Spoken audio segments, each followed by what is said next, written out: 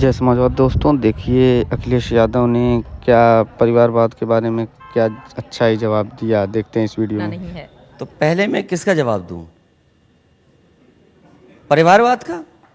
आपको जो उचित लगे। मैं जिस हॉल में जब मैं आया हूं, आपके दिए हुए एक कार्ड को मैंने उस टेबल पे देखा है। वो मंत्री क्या परिवारवाद का हिस्सा नहीं है? ज्योतिरादित्य सिंधिया की महाराजा ज्योतिरादित्य सिंधिया।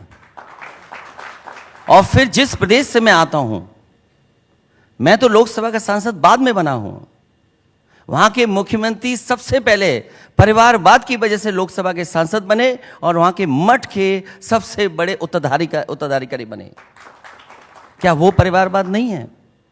बस मैंने दो ही नाम बताए हैं, कहो तो मैं पूरी सूची बता दूं। अध्यक्ष के बाद अध्यक्ष कौन बनेगा, पार्टियों में सबसे बड़ा चेहरा कौन होगा, इसको लेकर बीजेपी आप लोगों से सवाल क्या आप है। इलेक्शन कमीशन के जो तरीके हैं पॉलिटिकल पार्टीज को काम करने के, उस पर सवाल खड़ा कर रहे हैं आप? उस पर सवाल कैसे खड़ा कर सकते हैं आप? अध्यक्ष चुना जाता है, नॉमिनेटेड नहीं होता है। ये बात आपको पता होनी चाहिए। और जो लोग परिवारवाद की बात कर रहे हैं, उन्हें ये पता होना चाहिए कि हम लोकसभा की टिकट दे सकते हैं, चुन करके लोकसभा में नहीं भेज सकते किसी को। वो जनता ही भेजती है। इसलिए बीजेपी दूसरों पे उंगली उठा करके अपनी कमियां ना छिपाए। अगर आज देश में सबसे बड़ी परिवारवाद पार्टी अगर कोई है तो वो भारतीय जनता पार्टी है। भ्रष्टाचार कितने गिनूं में परिवार? हमारे पास बहुत टाइम है। अगर मैं तो आपसे कहूंगा कि आप वो लंबी सूची जारी कर दीजिए, अगर ये सच्चा चैनल है कि बीजेपी का परिवारवाद कितना बड़ा है। जब भी हम डिबेट करते हैं, दोनों ही तरफ की सूचियां जारी करते हैं। अब मैं आ जाती हूं, आपने कहा कि चुना जाता है, लोकतंत्र में जो भी प्रतिनिधि होता है। अगर मैं बीते 4 विधानसभा और लोकसभा दोनों को मिलाकर उत्तर प्रदेश की बात करूं, जहां कि आप 2012 में मुख्यमंत्री भी रह चुके हैं, मेरा आपसे यह सवाल है, बीजेपी 2017, 14, 19 और 22 40 से लेकर 50% वोट शेयर वाली पार्टी रही है। आप बहन मायावती के साथ लड़कर भी बीजेपी जहां 50% हो जाती है 2019 में, आप और मायावती जी दोनों मिलाकर भी 40% को क्रॉस नहीं कर पाते हैं। ऐसी मजबूत पार्टी से अखिलेश जी कैसे लड़ेंगे आप लोग उत्तर प्रदेश में? इंडिया कितनी ताकत लगाएगा इसके लिए? अब तो मैं कहूंगा कि टीआरपी बढ़ाने के लिए पीडीए तक भी चैनल चलना चाहिए। और पीडीए का हिसाब किताब आप लगा लेंगे तो न जाने कहां पहुंच जाएंगे। बताइए।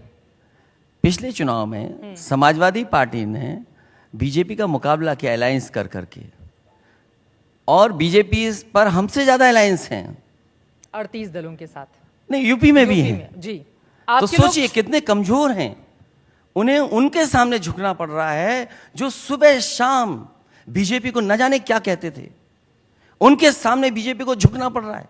कहने को तो दुनिया की सबसे बड़ी पार्टी है, लेकिन सोचो किनके सामने झुकना पड़ रहा है उनको। अभी जो बीजेपी को राजभर आपको कोस नहीं, मैं उनके नाम के नहीं बोल रहा। कभी इधर जाते, कभी मैं उधर उनके नाम के लिए नहीं। अच्छा, तो मैं आपसे सहमत हूं। अगर ये बात कह रहे हैं आप, तो मैं आपसे सहमत हूं। कभी इधर, क्या भाई उधर, अभी उधर, फिर इधर। आपके साथ भी आ जाएंगे चुनाव के पहले। और मैं आपसे क्या, जो अलायंस हैं इस बार जनता हराने जा रही है। पीछे मुड़ करके हम देखें, अगर दिल्ली के 10 साल, यूपी के 7 साल हो जाएंगे, आखिर के जनता को मिला क्या? जो बातें कही गई, क्या किसान की आय दोगुनी हो गई? जो किसान को भरोसा दिलाया गया कि आपकी पैदावार की कीमत मिलेगी, और कीमत ही नहीं, आय दोगुनी होगी। मुझे पूरे देश में ये बताइए किसी किसान की आय दोगुनी हुई हो तो बता दीजिए।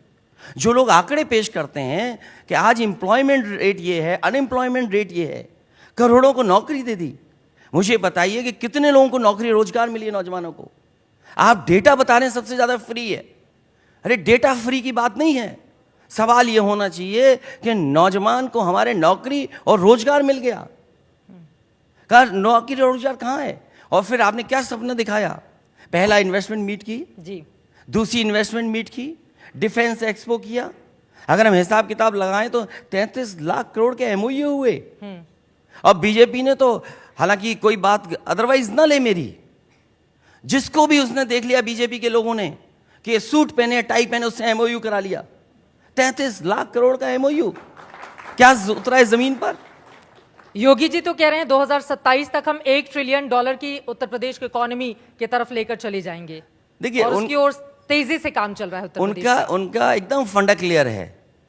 दिल्ली कहेगी 5 ट्रिलियन तो वो कहेंगे हमें 1 ट्रिलियन। उनका एकदम क्लियर है। अगर 1 ट्रिलियन ला रहे हैं तो उसके लिए ग्रोथ रेट कितनी चाहिए आप कभी उनसे पूछिएगा। और बीजेपी के जो नेता हैं यहां पर जी, कि बीजेपी अगर यूपी में $1 ट्रिलियन इकोनॉमी की बात कर रही है तो क्या ग्रोथ रेट होनी चाहिए वहां पर यूपी में 34% की। क्या सपना दिखा रहे हो आप? और फिर अगर आप पैरामीटर्स देखें आप जो आपके नीति आयोग के हैं, यूपी कहां खड़ा है? आप G20 में बहस कर रहे हैं, आप बात रखना चाहते हैं हेल्थ की। आज यूपी की हेल्थ सिस्टम क्या हाल है? अस्पतालों का हालत देख लीजिए आप। एक जिला अस्पताल अगर बीजेपी ने बनाया हो, दिल्ली और लखनऊ की सरकार ने, यहां पर गरीब का इलाज हो रहा हो तो मुझे बताइएगा आप। एक जिला अस्पताल और दवाई नहीं, इलाज नहीं। आप कह रहे मेडिकल कॉलेज बना दिया आपने। एक मेडिकल कॉलेज में फैकल्टी पूरी हो, assistant professor, additional professor, professor, आप बताइए। और जिस शहर से आप आती हैं, बताइए एम्स की हालत क्या है?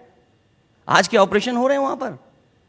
क्या वहां पर जो मेडिकल कॉलेज बना खड़ा है, क्या वहां के टेक्निकल या जो भी स्टाफ है, जो सहूलियत पीजीआई को मिलनी चाहिए, क्या वहां के मेडिकल कॉलेज को मिल गई? वहां तो एक ही सिस्टम चल रहा है। आप वाइस चांसलर है ना, स्टूडेंट्स आए, वाइस चांसलर को पीटा, खुलेआम पीटा। सोचिए आप, ये है यूपी। इसलिए $1 ट्रिलियन की इकोनॉमी का सपना मत दिखाइए। वो इसलिए कह रहे हैं कि गरीब जनता समझ ही नहीं पाए कि 1 ट्रिलियन क्या होता है। ये 1 ट्रिलियन वही है स्वच्छ भारत जैसा। आप स्वच्छ भारत में आपने कहा कि सबको झाड़ू पकड़वा दिया स्वच्छ भारत में। क्या लखनऊ साफ हो गया? क्या वाराणसी साफ हो गया? क्या गोरखपुर में पानी नहीं भरता? क्या आगरा साफ हो गया? नदियां साफ हो गई?